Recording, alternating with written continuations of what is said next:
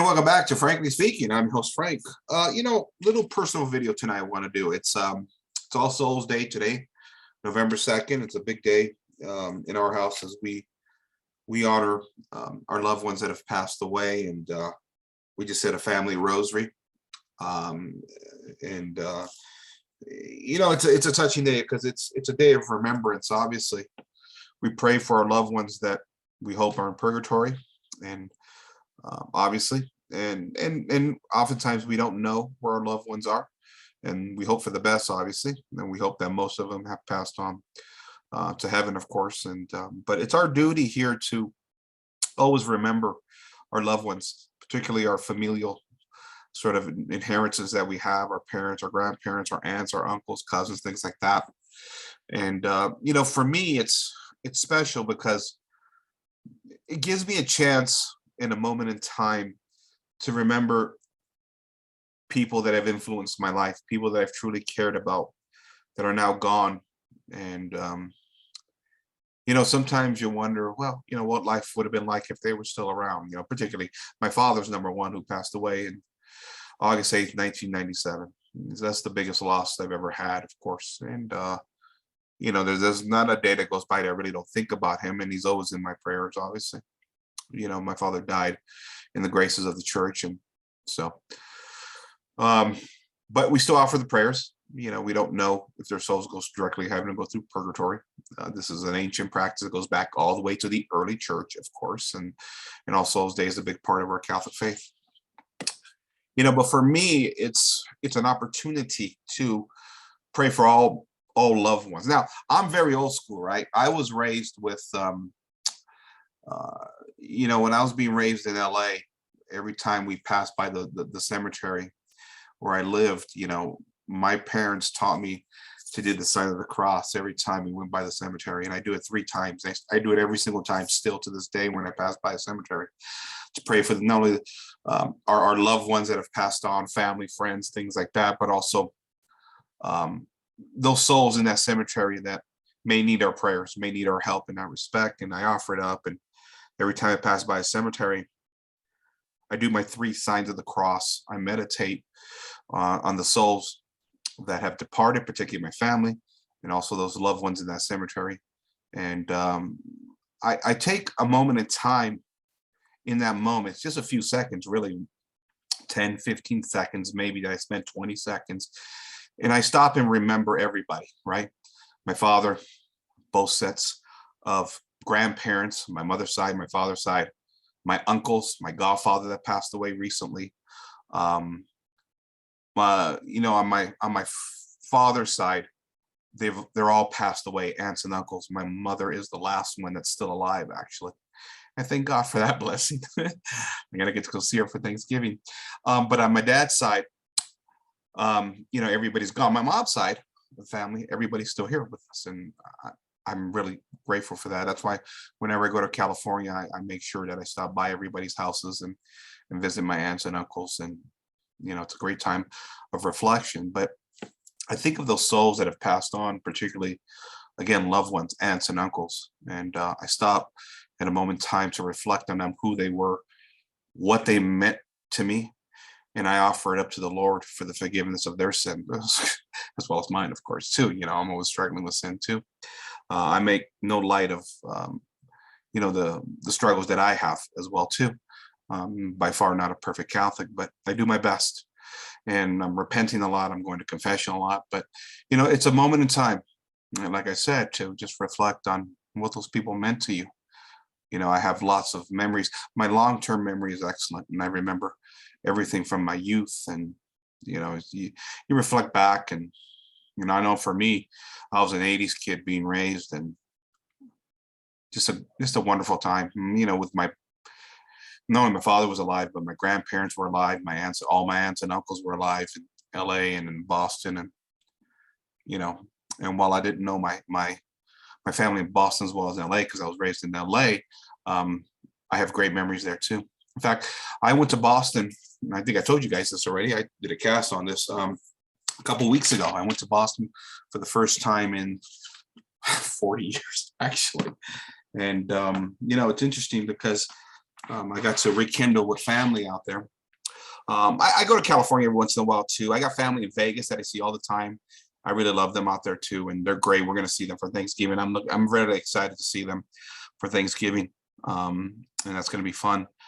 But I went to Boston for the first time in 40 years, and it's funny because my family just they treated me. I mean, they gave me the red carpet treatment, and we just welcomed me with open arms. I've been gone.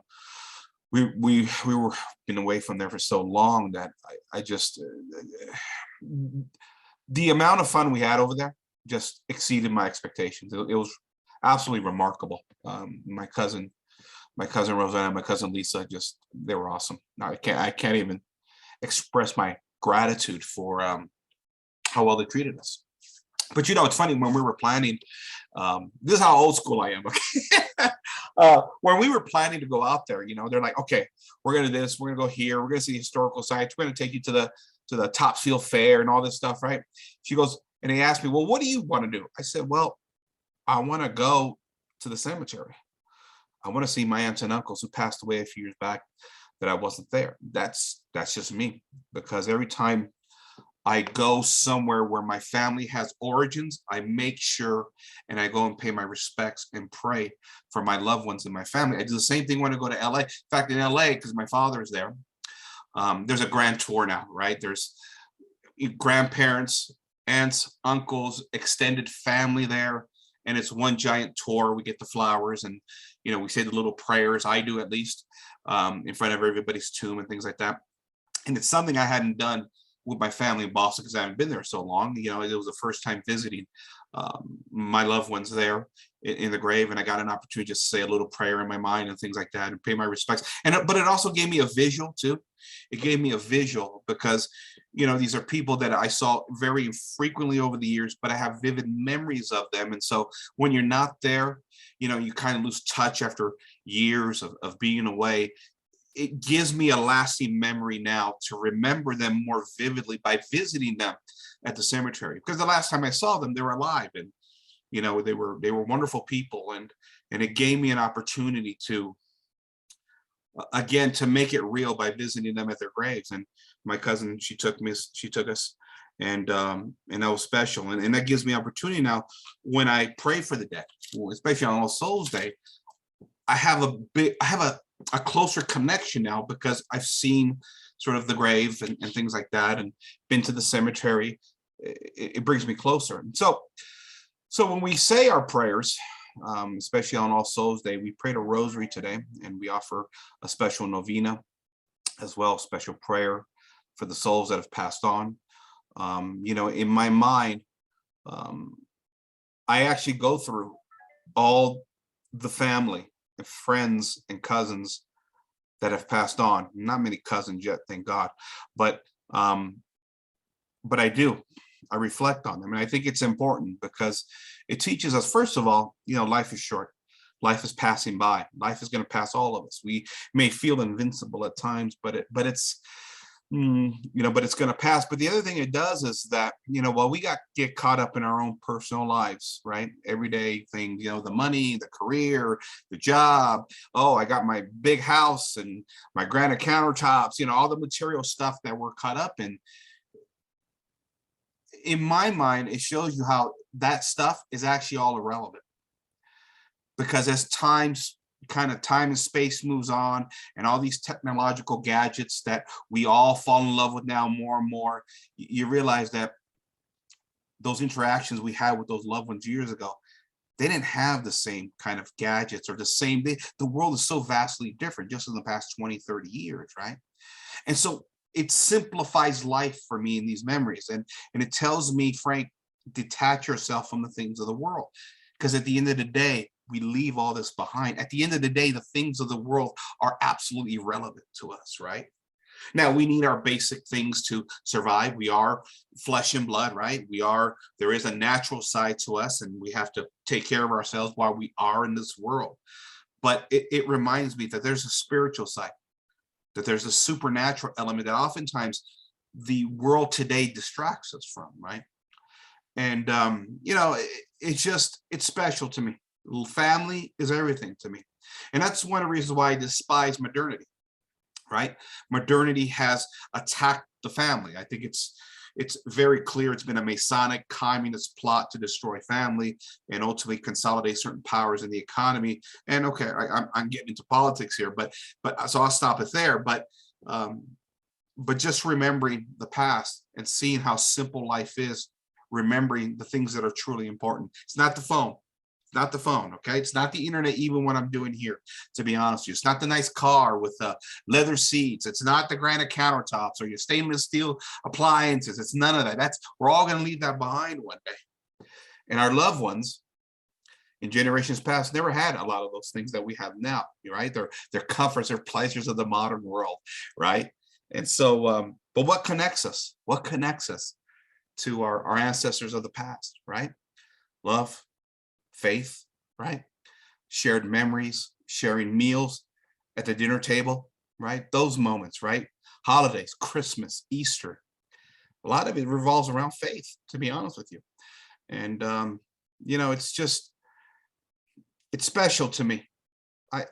And maybe because I left California, what is it now, 18, 19 years ago now. And in many respects, we've been alone out here for a long time, away from family. So I see family very infrequently, but I have over the years at times. And maybe maybe because I miss family so much, maybe I'm more sentimental in that sense. But, it's like I said, when I was talking to my family in Boston, you take a lot of things for granted in this life. You really do. And I know I did when I was younger. And my family, it was one of them, just because they were always there, you ever watch that movie, My Big Fat Greek Wedding? It's a great movie, right? Yeah, they're Greeks. They're not Italian like them. They're Greeks, but they have very similar customs. And it's the first movie my wife and I watched as a married couple. And I found it interesting how similar to Italians they are, right? I mean, they're Greek Orthodox, lots of similarities there, right? But you see in that movie how, these families are all kind of used to each other, all in each other's business, right? They're all under each other's faces, but they love each other at the end of the day. And but those are the things you take for granted. Because my family was like that at one time, man. We're all close. We got together for the holidays, things like that. And for my part, I had to leave for my own reasons. It's unfortunate. Modernity hits you in a lot of different ways. I won't get into why, but the great joys and the pleasures of life that you lose, that you take for granted at times, it's something that, you don't realize how great you have it until you lose it. That's why I tell people, cherish the moments you have with your loved ones, because they're not always going to be here. And you don't know what life is going to throw at you, what kind of curveballs life is going to throw at you. And so going back east for the first time in 40 years, seeing family, it was fun. It was just, like I said, it passed my expectations for what I expected. It was fun. But, I had an interesting experience while I was there. Something that, I don't know, I think it's kind of different and odd and strange, but good, in a good way, right? We were planning on going to a Catholic gift shop. I'm in a rural part of Utah, and so Catholic culture out here isn't too big, right? We have our churches. Don't get me wrong, we have some good priests out here, but Catholic culture it's not really flourishing. Now it is growing because the exodus from California, everybody's coming in here. The housing prices are outrageous over here, but the Catholic culture really it's still underground in some respects, right? And so whenever we go to a major city, right, especially where you have lots of Catholic roots, we like to go to the churches, we like to go to the shrines, things like that, right? We kind of make it a pilgrimage because for us it's special. We don't get to see a lot of this stuff, and so we did a lot of that in Boston, right? We got to see church, and we got to see. I think we saw a shrine too. Yeah, we saw a beautiful shrine, the Madonna in East Boston. Massive Madonna. We couldn't go in there because they're doing construction, but we got to see. I took some pictures on my phone. I think I'll be able to put it up on this video, and we got to see that shrine as well too. It was very special. But we wanted to go to a Catholic gift shop because those are difficult for us to find out here. We order most of our Catholic, sacramentals, things like that, online. And but being in Boston, heavy Catholic population, my cousin took us to a Catholic gift shop. In fact, let me see the name of it here. I pulled it up here before I pulled up this podcast here. Well, okay, I must have erased it, but it's the Carmelite order, right? It's a Catholic store run by the Carmelites, and you know, my cousin told me that there's this gift shop in the mall, and it's a Catholic gift shop, and we got there, and it's a Carmelite gift shop, and they also told us there's a church inside this mall. And I'm like, church? It's at a mall. I'm like, a Catholic church or Protestant church? She's like, no, it's Catholic. I'm like, oh, that's okay. I didn't know what to make of that because I've never seen a Catholic church inside of a mall before. Quite strange and odd. But we're in Peabody, or should I say Peabody, Massachusetts. You know what's funny about Massachusetts or Bostonians? They just make up their own words as they go along, man. You spell it one way, but it sounds completely different. It's hilarious. But listen, I respect, right? Peabody. It's spelled Peabody, but it's Peabody. Okay, so that's a little Boston accent lesson there. And so we go to the North Shore Mall in Peabody, and we walk into this gift shop. It's kind of down underground on the floor, and it's a nice gift shop. And I was looking for a rosary, and I was looking at a couple of them, and I started to, I was in my wheelchair because my wife and my son pushed me around now in my wheelchair, and I was looking at the rosaries. There's about 3 or 4 of them I liked. There was one of Saint Joseph that I've been wanting to get because we have a special devotion to Saint Joseph in our home, and I saw it. But there's a couple other ones I liked a little bit better. The Saint Joseph one was very simple. The other ones were a little bit more elegant, I guess you could say. And but as I'm looking at the rosary, you got this turnstile thing where you turn it with your hand to see all the different rosaries. I felt kind of ill, and I told my son, "Hey, can you just push me over, over to the bathroom, And I just feeling kind of ill, and in order to get to the bathroom, you go through the church. Now, what is interesting is when they said church, I thought it was like a little chapel of some kind, right? Like some little, you ever been to those chapels at the hospitals where they maybe have like 3 or 4 rows, and it's kind of a really a blank, empty Protestant kind of a chapel kind of a thing, right? That's what I was expecting. And my son takes me, he's pushing me to the bathroom, and the lady that worked there said, go right around the corner, it's in the chapel. And listen, he wheels me in, and me and my son were like, whoa, it's a full-blown Catholic church inside of a mall, underground. I mean, this thing was actually very nice. I'll put pictures up. I took a couple of pictures up on it. You guys could look it up. I believe it was the North Shore Mall in Peabody. And so it was a full-blown Catholic church. And I'm thinking to myself, I've never seen this. I mean, maybe it exists back east more. Like I said, I haven't been back east 40 years. Maybe that's common over there, but I've never seen that even on the West Coast. And there's pretty large Catholic populations, and it was pretty impressive. I'll be honest with you. Was it tradition? Was it Novus Ordo? I don't know. I don't care, to be honest with you. I'm not gonna get into that debate. It was probably Novus Ordo, but they had lots of statues and icons. It was very reverent. And it was very beautiful, to be honest with you. And one of the more pleasing things was that the confessional line was pretty long. There's that old saying, back in like 20s and 30s, back in my days, the communion lines were short, but the confession lines were long. And so I like to see the confession lines long because I believe, well, it's a sacrament that's underutilized. It's one of the great problems we have in our society today, to be honest with you.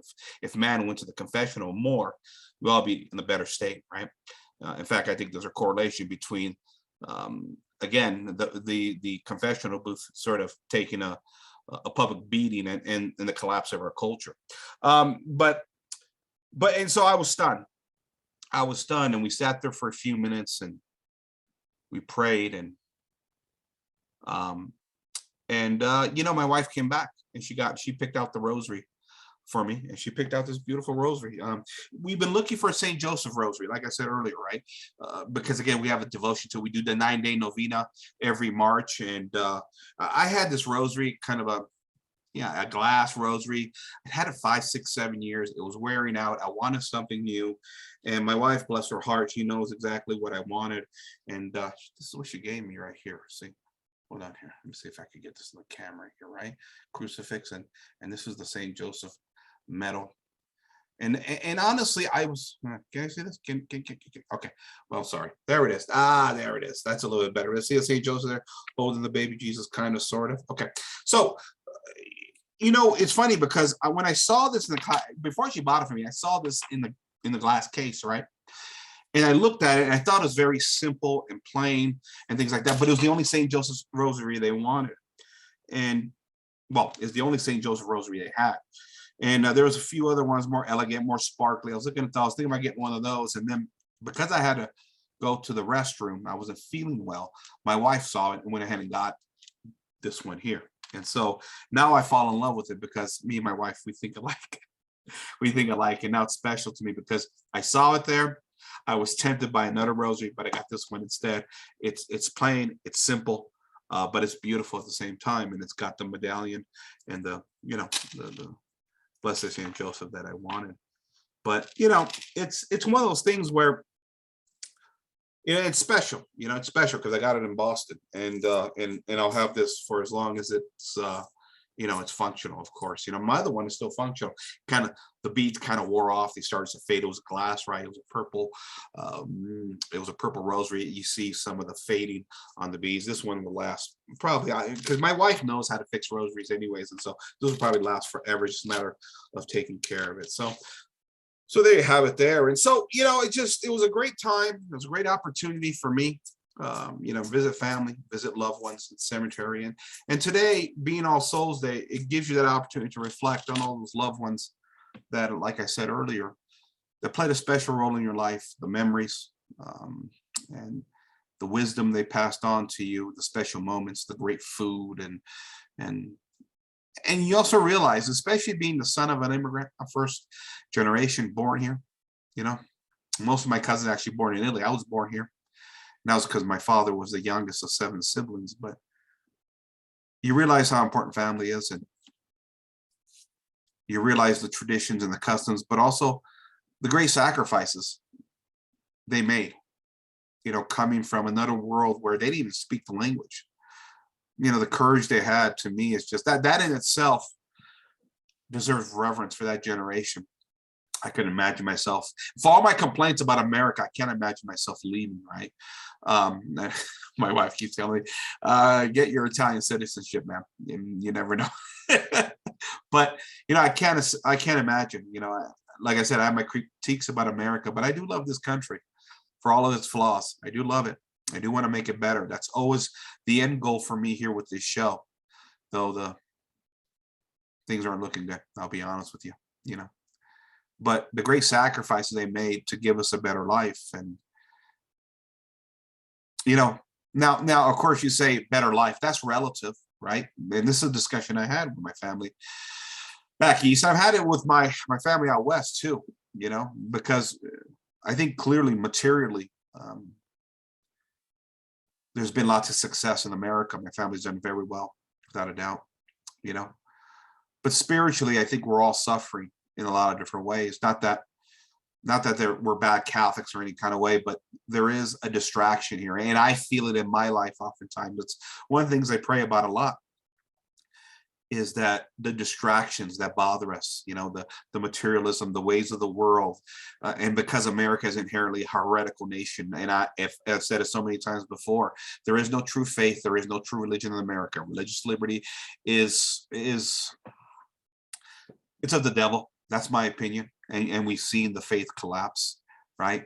Now, Italy has their problems too, but that's because Italy has had, Masonic infiltration since the unification in 1860, 1865, whatever year that was. And masonry's been big over there, and it's damage over there.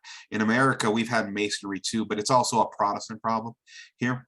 So, and the apostasy is global at this point in time, right? But what you will find in Italy is the reverence and the history. That's why I have greater hope for Italy and the Catholic nations than I do than, say, the Protestant nations or America, because there is a history there. Where here, we're just a bunch of mangled bastard kind of breeds when it comes to religious beliefs, right?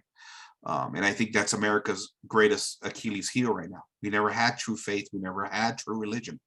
We always had these contradicting beliefs. And this is why, in many respects, when you look at Western Europe, right, while the apostasy has spreading everywhere, the apostasy Our Lady predicted will come about, it is the Catholic nations that are still the last bastion of resistance, right? Now we're becoming a minority, but you still see it in church attendance. I mean, believe it or not, 40% of the population in Italy still goes to church, which is actually pretty darn good, right? You still got a stronghold over in Portugal and in Spain, though they're fading too over there. France, there's a hardcore traditionalist movement over there. But you get to the Scandinavian nations, Germany, Scandinavia, Netherlands, Norway, Finland.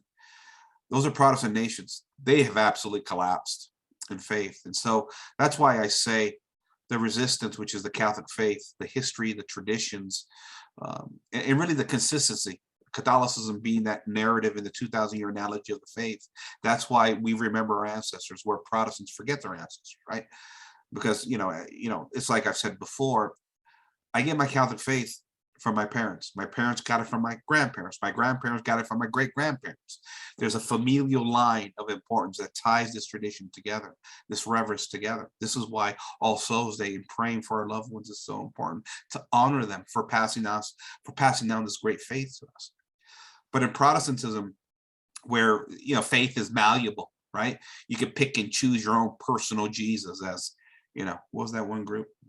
Personal Jesus. That's a Depeche Mode, right? I mean, that's really Protestantism, right? You get to pick your personal Jesus. And so you have a family, and one child can be an Episcopalian, another child can be evangelical, another child can be Mormon, and it really doesn't matter in the end, right? It doesn't matter, because as long as you have faith, you're all saved, right? Because the works thing has just been eliminated, by Luther in the 16th century. But what that does, and I'll debate sola fide some other time, but what does is it kills tradition. It kills the familial line, right? And that's why I say Protestantism is always a precursor to atheism at some point, right? And you see this in a lot of Catholic families today, right? Where they get off the boat, whether it's Italy or Ireland or the Philippines, and the parents that came here are very devout. Next generation down, still devout, but kind of lose it. But by the time you get second, third generation, they ventured into Protestantism, right? Drive-through Christianity, easy peasy Christianity. And I guarantee you that the offspring of those easy peasy second generation, by the time you get third and fourth generation, they won't believe in anything. That's just been the pattern in America. And this is why you got this constant churning over of butts in the seats in many respects in Protestant churches, and they have to come up with new and improved forms of Christianity to continue to get butts in the seats. Ask the evangelicals and their 80% turnover rate within 3 years or less, right? It's big. Now, Catholics have had their problems, but it's fundamentally different in the Catholic Church, right? The apostasy is different. There's church issues, things like that. Don't get me wrong, but my greater point is that Protestantism, eventually, I'm not saying Protestants are bad people. I'm just saying they're malformed, because the Protestant faith is malformed. And this is why here, frankly speaking, and over at the Knights of Christendom, we're always working to get Protestants into our fold, even in these difficult times, even in the time of crisis, right? Because the eternal truth of the church always is steadfast. It never changes, despite some of the crises, right? And again, All Souls Day plays a role into this. It maintains that tradition. It maintains that familial line of, of the family in many respects, and how there's a consistent faith and a consistent analogy of the faith that goes back for 2,000 years. We don't make up personal Jesus in the Catholic Church, right? We believe in the same Trinity, the same God, same Savior as our parents, our grandparents, our great-grandparents, going all the way back for 2,000 years, right? And that's what's important, protecting those familiar lines. And that's what I would say in the end, because I think All Souls Day, when we start to wrap it up here, is about protecting the familiar line, especially in the world that's trying to destroy the family. Let me give you one last perspective here, right? My father, there's a story there. I won't go into it now, but my father was the seventh sibling of a family, born in 1935, right in the midst of World War II.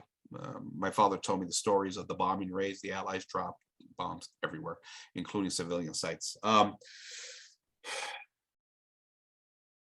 But he was the seventh of the last of the siblings out of seven. And it's interesting to me because in those days, there was true poverty. And I mean true poverty. One of the things we talked about with my family in Boston was how my aunts and uncles, with my father being the youngest, they used to wait for the German soldiers. They peeled their potatoes and they threw the peels of the potatoes to the side. My uncles, my father, my aunts would collect the peels. That's how devastated Sicily was during World War II. The Allies did a lot of damage there. There was no social services. There was none of that. There was no welfare office. There was not even no soup lines over there. It was survival of the fittest, literally.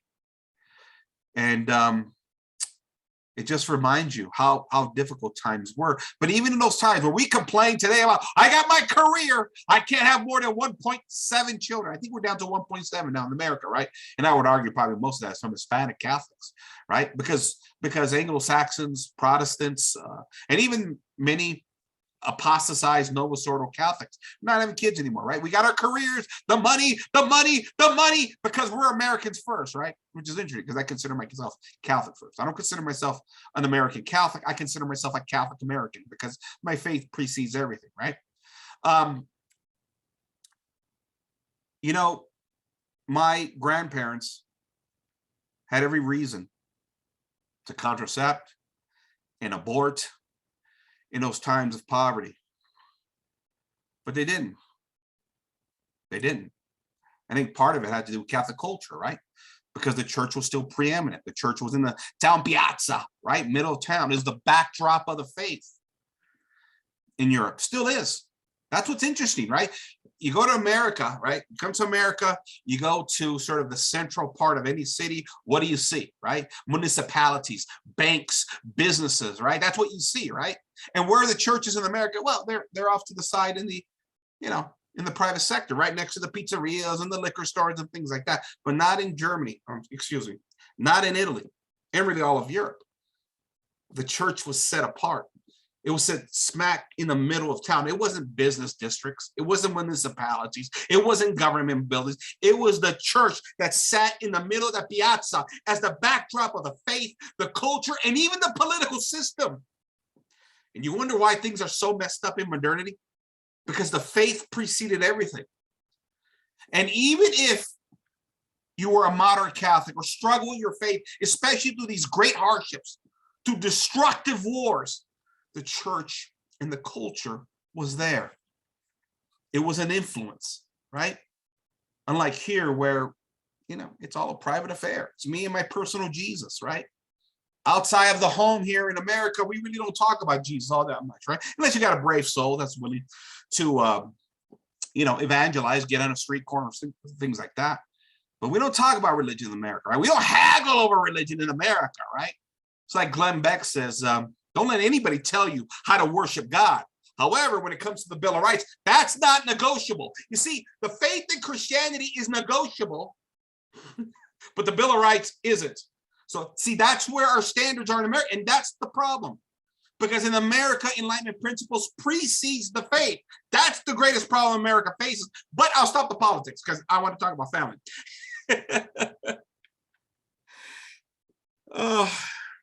Let's put it this way. If my grandparents on my dad's side decided that, okay, we got our 2 kids, we're piss poor, we're starving to death, we're going to start contracepting or aborting our kids. My father was the youngest. I wouldn't be here today. That's the bottom line. The familial system that wanted to be my family would have been destroyed. That's something I think about. That's something I'm thankful for. And I'm thankful for a Catholic culture in Italy that still understood right from wrong and good from evil, and that the church was an influence over the culture. This thing, pluralism, we have in America, it isn't working. It isn't working. It is a fundamental flaw in our system. This is why we're at each other's throats. That's why we don't even disagree on basic values anymore in America. That's why we're all fighting. If you go to Italy, especially in the old world, I know it's different now. Again, the Enlightenment thinking, the Masonic democratic principles have crept in there since the end of World War II. But in that culture, in that time, there was a common understanding and basic values that everybody understood. It wasn't pluralism. It was a homogenous culture that centered around the Catholic faith. Not necessarily around skin color or DNA, because remember, Sicily was a mixed breed island, man. Every nation in that part of the world eventually conquered Sicily, and there was conquerors and kingdoms, and it switched hands many times from Muslim to Christian to the Normans, right? I mean, Sicily is actually the example for America how pluralism can work, because it was consolidated by the Catholic faith. It became the dominant cultural identity. Not to mention the fact that they were honoring the one true God, and they had all the graces of the church and the sacraments and the moral system. That all matters too, right? See, that's why I say we can never forget about our ancestors. I'm so blessed, both sides of my family. Beautiful families I have, good people. Love them dearly, miss them dearly. But imagine if our grandparents took the same attitude that most Americans take today about family, raising families, the narcissism, the nihilism, the selfishness that is the American way of life. And it is. I'm sorry if I offend anybody. It's true. Now you say, well, Frank, we got a usury system. We got to pay the bills. Yeah, fair enough. Fair enough. The usury system is evil in America. And most of us are being driven not to have kids anymore. I may be in the minority here, but I believe big families are absolutely beautiful. I do. And that's why I say, for my part, I will always respect those that sacrificed everything for me to be here. When they all could have used the same lame ass excuses we all use today. Money, careers, you know, I gotta have a good time. I gotta meet me. I need my me time. All that BS that we create. It's so pathetic. Absolutely pathetic. I'm sorry. I'm sorry. So there you have it. All Souls Day today. Say a prayer for your loved ones. They may need it. They may need it. Ladies and gentlemen, this is Frank signing off. For Frankly Speaking, I'll talk to you next time.